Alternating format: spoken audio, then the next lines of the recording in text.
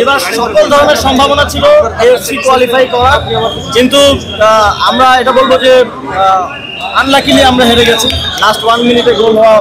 তারপরে আমি মনে করি যে বাংলাদেশের খেলাটা যেই পর্যায়ে এসছে এটা আমরা অনেক কদম এগিয়ে গেছি একবারেই। তো হয়তো ওভারনাইট অনেক কিছু সম্ভব না, তবে আমরা আশা রাখতে পারি যে পরবর্তী এএফসি কোয়ালিফায়ারে আমরা কোয়ালিফাই করবো, আমরা এশিয়ান এএফসি খেলতে পারবো এবং ভবিষ্যতে আমরা ওয়ার্ল্ড কাপও খেলতে পারবো। অবশ্যই বাংলাদেশ আজকে অসাধারণ খেলেছে।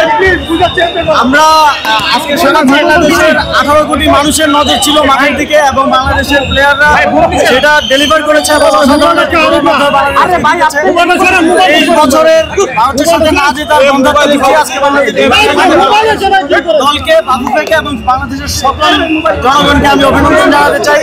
এবং আমি মনে করি যে গতকালকে বাংলাদেশ একটা বিজয় পেয়েছে ফ্যাসিবাদের বিরুদ্ধে এবং আজকে আরেকটা বিজয় বাংলাদেশের মানুষ পেল এবং এই দিনটা দায়িত্ব থেকে পাওয়ার ফলে আমি নিজেও গর্বিত বোধ করছি এবং আজকে বাংলাদেশের মানুষকে এই দিনটা দেখার সুযোগ করে দেওয়ার জন্য এবং অসাধারণ খেলা উপহার দেওয়ার জন্য বাংলাদেশ ফুটবল দলকে যুব ক্রীড়া মন্ত্রণালয়ের পক্ষ থেকে 2 কোটি টাকার আমরা পুরস্কার ঘোষণা করেছি।